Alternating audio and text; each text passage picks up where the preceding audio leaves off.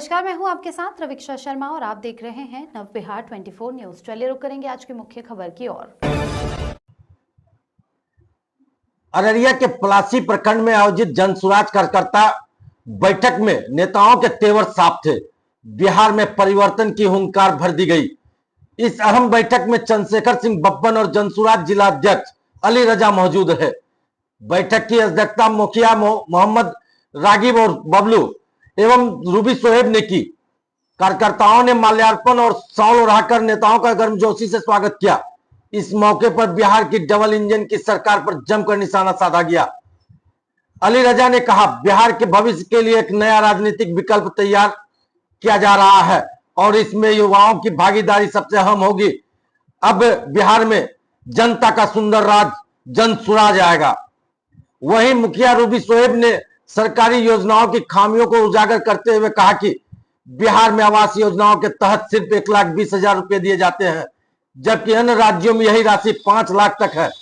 उन्होंने स्वास्थ्य विभाग, रोजगार और प्रशासनिक लापरवाही पर भी सवाल उठाए। मोहम्मद रागिब और बबलू ने चंद्रशेखर सिंह बब्बन की तारीफ करते हुए कहा कि इन्हीं के नेतृत्व में भाजपा को अररिया में मजबूती मिली और पार्टी दिल्ली तक पहुंची। बैठक का मूल संदेश था, जनता बदलाव चाहती है और जन सुराज इसी बदलाव की अगुवाई के लिए तैयार है। अररिया के पलासी से दिलीप विश्वास की रिपोर्ट।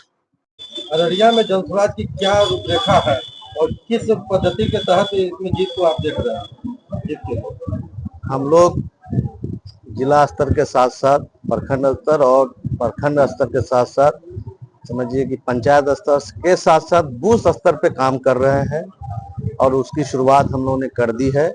चूंकि चुनाव का माहौल अब शुरू हो गया है, मोटा मोटी सारे पार्टियों ने अपने तरफ से बिगुल फूंक दिया है और इस बार लोगों से ये अपील कर रहे हैं कि 35 साल 40 साल का जो सरकार आप लोगों ने देखा है उससे अलग हट करके एक नया सरकार जो कि जनता का सरकार हो, उसके लिए हम लोग काम कर रहे हैं। और कल के डेट में अगर जनता की सरकार बनती है तो हम लोग जितने भी वादा कर रहे हैं उसको पूरा करने का कार्य करें। अब तो मौसम भी चेंज हो रहा है, बाढ़ का भी समस्या उत्पन्न होगा, उस पे आप किस तरह से आगे बढ़े? देखिए, भगवान न करे कि बाढ़ आए, यही तो दुर्भाग्यपूर्ण है कि आज 30-35 साल से अररिया, किशनगंज और ये सीमांचल नहीं बल्कि कोसी का एरिया पूरा बहता गया है, लेकिन इस पे किसी सरकार का तवज्जो नहीं। लोग आपदा मंत्री यहाँ के बना देते हैं कि इसलिए कि बाढ़ यहाँ होता है। अरे उसको रोकने की क्या व्यवस्था होगी, उस पे ना होगा। अगर आप बाढ़ को रोक देते हैं तो आज जो बदहाली है, मुझे लगता है कि वो बदहाली 50% कम हो जाएगा, क्योंकि किसान जितने भी लोग खेती करते हैं वो इसमें बाढ़ में बह जाता है, उसको भरपाई करते करते फिर बाढ़ आ जाती है। तो ऐसे 15-20 साल से तो हम लोग देख रहे हैं कि बाढ़ आ रहा है। इसका एक सॉल्यूशन होना चाहिए, एक समाधान होना चाहिए। हर बार मुद्दा होता है लेकिन उस पर कोई काम नहीं करता है। मैं तो भगवान से मनाऊंगा कि ये नहीं आए, बाढ़ नहीं आए। अगर आती है तो उसके लिए जनसुराज भी पहले ही से कमर कस के रखा है, उसका डट के मुकाबला किया जाएगा। हर जगह हम लोग खड़ा रहेंगे और जनता के साथ रहेंगे। जनसुराज का दामन थामिए आप, किस हद तक इसको आगे बढ़ाएंगे आप? सबसे पहले मैं आपके चैनल का बहुत बहुत इस्तकबाल खैर मकदम करती हूँ कि आप इतनी दूर से चल के पलासी आए हैं। सिक्टी विधानसभा का एक ऐसा क्षेत्र में आए हैं जहाँ बहुत बदहाली है। मैं उसका बहुत बहुत शुक्रिया अदा करती हूँ कि आप यहाँ आए। और रही बात जनसुराज की, जनसुराज का दामन मैंने नहीं थामा है। ये हमारे अंदर जो एक भावना थी, जैसा मैं बिहार को देखना चाहती थी, मैं जब छात्र थी उस वक्त से मैं सोचती थी कि बिहार का क्या प्रारूप हो, कैसा बिहार होना चाहिए। तो वो भावना मैंने देखा, एक आदमी जिनका नाम है प्रशांत किशोर, वो आए और वो भावनाओं को उसको उन्होंने बताया कि मैं ऐसी व्यवस्था लाऊंगा, अगर जनसुराज आती है तो मैं ऐसी व्यवस्था लाऊंगा। तो जब मैं ऐसा देखी तो मुझे लगा कि नहीं, इससे बेहतर विकल्प हमारे लिए कुछ नहीं हो सकता है। और श्रीमान प्रशांत किशोर जी का हाथ थाम के अगर हम लोग चलते हैं तो अररिया जिला ही नहीं, मुझे लगता है कि सीमांचल का भी हालात बहुत बेहतर हो जाएगा। बहुत अच्छे से यहाँ की स्थिति बद से बेहतर हो जाएगी, जो बद स्थिति है अभी। क्या विजन लेकर चल रही है? मेरा एक ही विजन है। मैं खास के महिलाओं को कहना चाहती हूँ, अभी जो कार्यकर्ता संवाद हुआ इसमें अच्छी खासी महिलाओं की भी भागीदारी है। मैं महिलाओं को खास के कहना चाहती हूँ कि हमारे पुरुष समाज के जो भी लोग हैं वो तो वोटिंग के टाइम में उनकी भागीदारी में महिलाओं से कम होती है, क्योंकि वो घर में रहते ही नहीं है। क्योंकि आपको पता होना चाहिए कि बिहार में पलायन की समस्या कितनी है, यहाँ पे रोजगार नहीं है। तो जब पलायन की समस्या है, जब चुनाव का टाइम आता है, जब पुरुष घर में ही नहीं रहता है, हमारे जितने भाई हैं, जितने हमारे चचा है, वो बाहर कमाने के लिए जाते हैं, दूसरे प्रदेश कमाने के लिए जाते हैं, तो कितनी मजबूरी की बात है कि वो अपना एक जो मत है, जो कीमती वोट है, वो अपने हक के लिए नहीं दे पाते हैं। रोजी रोटी के लिए, अपने पेट के लिए उनको बाहर रहना पड़ता है, और वो 2000-5000 खर्च करके आ नहीं पाते हैं। इसलिए मैं अपनी जितनी माँ बहनें हैं, हमारी जितनी महिलाएं हैं, मैं उनसे खास के गुजारिश करती हूँ, उनसे बहुत बहुत ये करती हूँ कि आप लोग आगे बढ़े और जन स्वराज का हाथ थामे, और आपको अपने पति के लिए, आपको अपने बेटे के लिए आपको जन स्वराज को चुनना है। मेरा यही विजन है। क्या परिचय है? मेरा नाम रूबी शोएब है। मैं वर्तमान में पलासी प्रखंड की चहटपुर पंचायत की मुखिया हूँ, और वर्तमान समय में मैं महिला प्रकोष्ठ से जिला अध्यक्ष हूँ, अररिया जिला की जन स्वराज। पलासी में जन स्वराज बड़ी तेजी से बढ़ रही है, क्या लगता है इस बार पलासी में खिलेगा क्या जन स्वराज का? पलासी सिटी विधानसभा में ये 10 पंचायत जो आती है, तो पलासी में आज 35 साल से कोई विधायक नहीं पड़ा, और लोग यहाँ के जानते भी नहीं कि विधायक का क्या नाम है। इसलिए बदलाव के आंधी में सब पलासी के लोग चल रहे हैं, और इस बार परिवर्तन जरूरी है, और परिवर्तन पलासी के लोग लाके तो विधायक यहाँ के विधायक का नाम भी नहीं जानते? नहीं, कोई नहीं जाना। परिवर्तन इस बार होगा 100% होगा। क्या परिचय हुआ?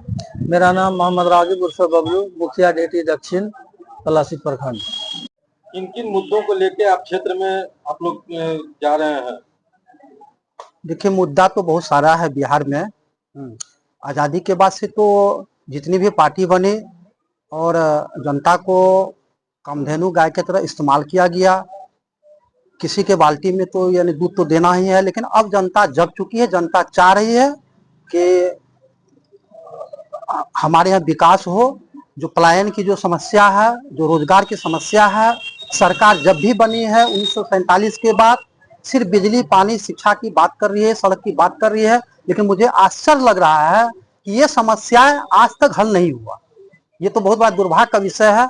तो परिवर्तन चाह रही है जनता, और हम लोग गांव-गांव तक चलेंगे, और जो सही जो बात है जनता के बीच में रखेंगे कि भैया कम से कम अपने बच्चे के लिए कम से कम सोचो कि आपका जो विकास जो है, आने वाली पीढ़ी, कल वही बिहार था जो नालंदा जैसे विश्वविद्यालय में दुनिया के तमाम मुल्क के लोग पढ़ने के लिए, शिक्षा लेने के लिए आते थे। महात्मा बुद्ध जैसे लोगों को यहाँ पे शिक्षा मिला। तो आज वो बिहार क्या हो गया?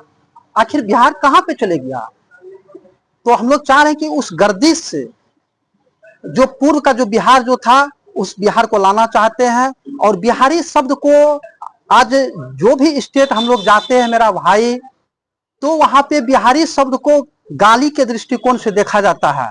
जबकि आजादी के बाद ऐसा नहीं कि अमेरिका, आजादी के बाद जितने भी स्टेट है हमारे हिंदुस्तान में, अमीरी गरीबी हर राज्य में है, लेकिन दुर्भाग्य का विषय है कि अन्य राज्य का आदमी बिहार में काम करने के लिए नहीं आ रहा खटने के लिए, लेकिन बिहार का आदमी प्रत्येक रात 19 से 20 हजार रुपया कमाने के लिए जा रहा है। उसका वजह यह है कि अन्य राज्य में जो है कि कमाने के जो संसाधन जो है वो 18 से 20 हजार रुपया जो संसाधन जो है वो बना दिए हैं, लेकिन बिहार में सिर्फ जात पात के नाम से वोट लेते हैं।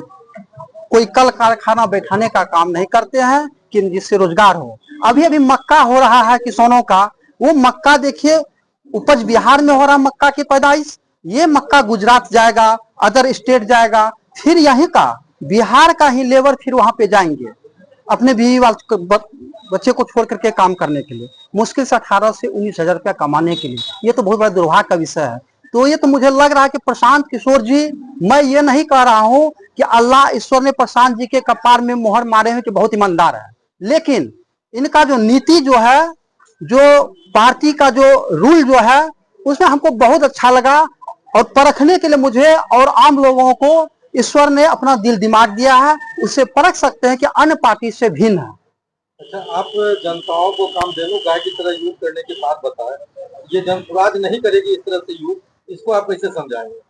जी, इसको मैं इस तरह से समझा रहा हूं कि किसी भी व्यक्ति को यदि बुखार यदि पकड़ता है तो डॉक्टर जो है कि थर्मामीटर से पकड़ लेते हैं कि क्या मतलब कितना डिग्री बुखार है।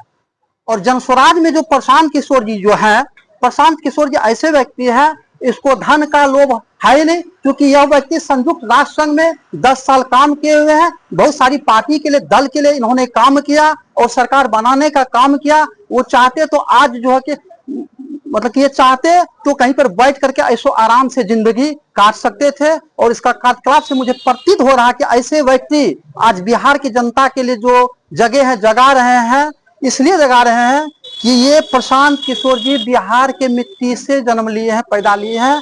इसी उद्देश्य से, इसी सोच से मैं कहना चाहूंगा कि इनका बिल्कुल सोच सही है और मुझे विश्वास है, पूरा आत्मविश्वास है। जनता को कामधेनु गाय की तरह यूज नहीं करें। जी जी जी। क्या परिचय हो? 40 वर्षों से महालक्ष्मी ज्वेलर्स है अररिया का सबसे प्रतिष्ठित, पहला सरकार द्वारा मान्यता प्राप्त हॉलमार्क शोरूम। 100% HUID स्टॉक के साथ सोने, चांदी और हीरे की सबसे बेहतरीन रेंज, सबसे कम और सबसे बेहतरीन प्राइस पर अब अपने शहर में तो और कहीं क्यों जाना। अररिया वासियों के प्यार और आशीर्वाद से आज महालक्ष्मी ज्वेलर्स अररिया की शान और बदलते शहर की पहचान बन चुका है। आसान किस्तों में पैसे जमा कर जबरदस्त फायदे के लिए ज्वेलरी खरीद सकते हैं। जुड़े महालक्ष्मी धन वृद्धि स्कीम से, जिसमें 11 किस्त आप देते हैं और 1 किस्त महालक्ष्मी की ओर से मिलता है। आपका भरोसा और हमारी शुद्धता का वादा बनता है महालक्ष्मी, सबसे बेहतरीन ज्वेलरी शोरूम। एक बार जरूर पधारें। हमारा पता है ADB चौक, पहली मंजिल पर SBI के बगल में, अररिया, बिहार। या फिर स्क्रीन पर दिए गए नंबर पर संपर्क करें।